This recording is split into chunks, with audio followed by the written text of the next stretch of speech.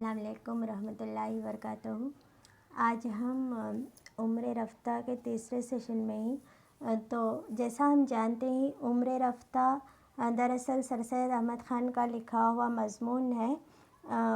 उसमें जो है मतलब एक बूढ़े की कहानी है जो अपने बचपन को याद करता है, जवानी को याद करता है, घबराता है, अधेड़पन को याद करता है, पछताता है वक्त के गुज़र जाने पर, क्योंकि उसने उन सारे ज़मानों में कोई नेकी का काम नहीं किया था। तो इस तरह रात भी डरावनी है, तो उस डरावनी रात की तरह ही क्या है उसकी ज़िंदगी भी डरावनी है, ये सोचता है वो। कभी रोता है, कभी अपनों को याद करता है वग़ैरह। तो इस तरह क्या है बूढ़ा घबरा कर फिर उठता है, मतलब अपने अधेड़पन को याद करता है, नेकियों को याद करता है कि उसने क्या क्या नेकी के काम किए थे, जैसे नमाज़ पढ़ना, ज़कात देना, हज करना, भूखों को खाना खिलाना वगैरह उसने अच्छे काम किए थे। उसके दिल को तसल्ली भी होती है, लेकिन वो उसने बहुत कम किए थे, ये सोचकर उसे तशफ़ी नहीं होती। तो वो क्या करता है दोबारा घबरा के उठता है और खिड़की की तरफ दौड़ा, उसके पट खोले, देखा कि आसमान साफ़ है, आंधी थम चुकी है। तो अब के बार क्या हुआ है, उसने जैसे ही खिड़की खोला तो उसे लगता है कि आसमान बिल्कुल साफ़ है, आंधी सब थम चुकी है और आसमान पर जो है वो तारे निकल आए हैं। तो उन तारों में से क्या है एक चमक उसे दिखाई देती है।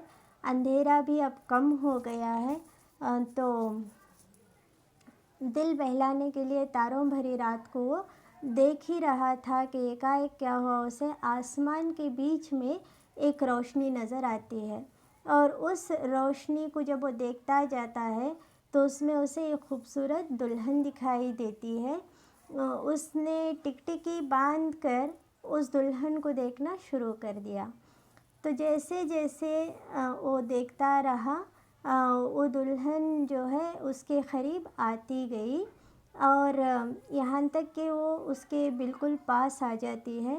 तो उसके हुस्न व जमाल और ख़ूबसूरती को देखकर वो दंग रह जाता है, हैरान रह जाता है और निहायत पाक दिल और मोहब्बत के लहजे से उससे पूछता है कि तुम कौन हो। तो वो बोलती है, मतलब वो दुल्हन बोलती है, मैं हमेशा रहने वाली नेकी हूँ। तो उस दुल्हन का मतलब वो दुल्हन दरअसल क्या है, हमेशा रहने वाली नेकी है। नेकी बहुत खूबसूरत होती है। तो इसकी मिसाल सर सैयद ने यहाँ दी है। उसने पूछा कि तुम्हारी तस्खीर का भी कोई अमल है, यानी तुम इतनी खूबसूरत हो तो क्या मैं तुम्हें हासिल कर सकता हूँ, क्या इसका भी कोई अमल है। वो कहती है हाँ है, निहायत आसान पर बहुत मुश्किल, यानी बिल्कुल आसान भी है और ज़्यादा मुश्किल भी है। जो कोई खुदा का फ़र्ज़ अदा करके इंसान की भलाई और उसकी बेहतरी में सही करे, उसकी मैं मसखर हो सकती हूँ। तो क्या है पहली बात क्या है, बंदों को अपने रब के फ़राइज़, अल्लाह ने हम पर जो भी फ़राइज़ दिए ही, मतलब उनको क्या है हमें अदा करना है। मतलब अपने फ़र्ज़ों में क्या है, नमाज़ पढ़ना, रोज़ा रखना, हज करना, ज़कात देना, ये सारी चीज़ें क्या है हम पे फ़र्ज़ हैं। तो उन फ़राइज़ को हम पहले अदा करेंगे। उसके बाद क्या है, अल्लाह ने इंसान को अपना नायब बना कर भेजा है, तो हम उसके मुताबिक क्या है उसके बंदों की भलाई और उनकी बेहतरी में सही करेंगे। सही करना मतलब कोशिश करना। अगर तुमने ऐसा कुछ किया तो मैं मसखर हो सकती हूँ, यानी तुम्हारे हाथ आ सकती हूँ, ऐसा उस दुल्हन ने कहा।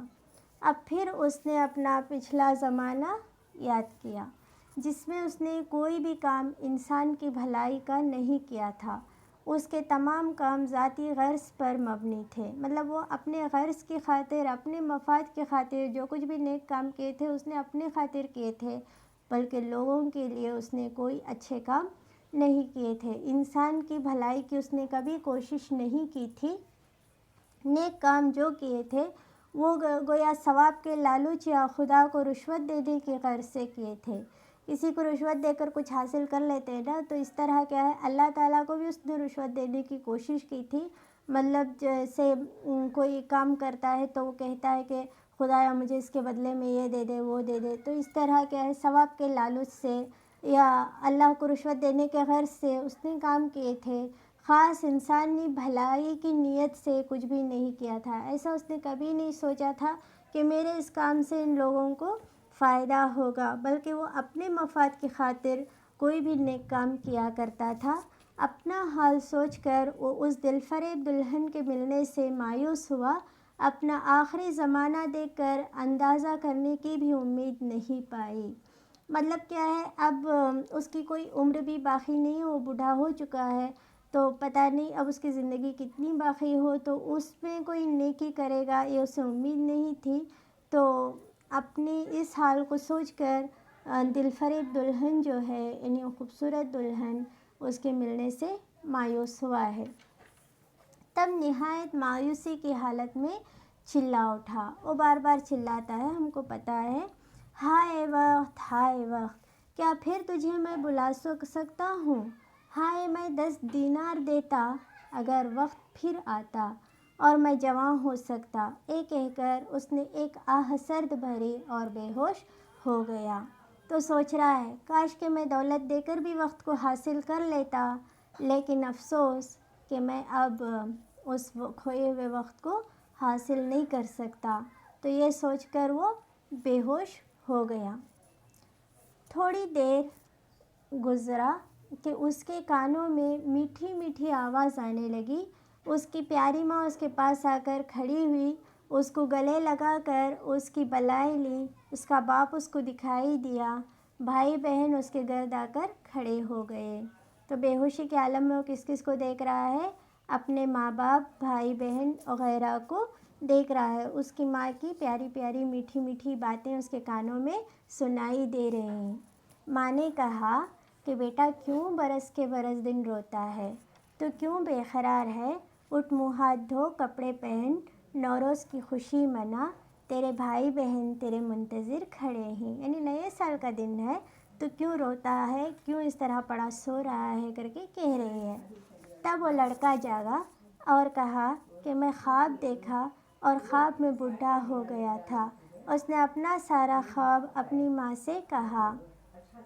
تب ہے نا وہ لڑکا جاگتا ہے اور کہتا ہے کہ میں خواب دیکھ رہا تھا اور خواب میں کیا ہوا تھا، میں بوڑھا ہو گیا تھا۔ تو سارا خواب کی تفصیل جو ہے اس کی ماں کو سناتا ہے۔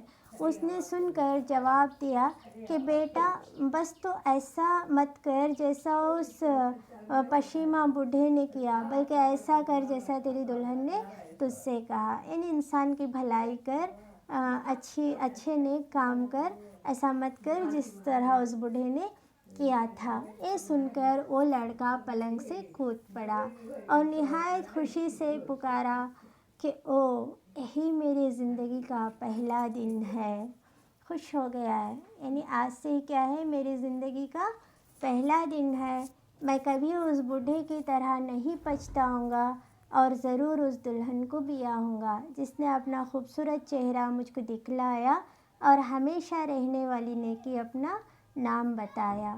او خدا، او خدایا میری مدد کر، یعنی اللہ کا کرم ہو گیا اس لڑکے پر کہ وہ خواب میں بوڑھا بن گیا تھا اور اپنی ڈراؤنی زندگی کا اسے احساس ہو گیا، تو وہ اللہ کا شکر ادا کر رہا ہے اور کہہ رہا ہے اے اللہ میری مدد کر تاکہ میں اپنی زندگی جو ہے اسے خوبصورت بنا سکوں، اس میں نیکیاں کر سکوں، نیک چیزوں پر عمل کر سکوں۔ تو اس طرح کیا ہے وہ لڑکا خوش ہو جاتا ہے۔ تو سر سید کا یہاں ہمارے لیے ایک پیغام ہے، بس اے میرے نوجوان ہم وطنوں اور پیارے بچوں، انسانی بھلائی کی کوشش کرو تاکہ آخری وقت اس بوڑھے کی طرح نہ پچھتاؤ۔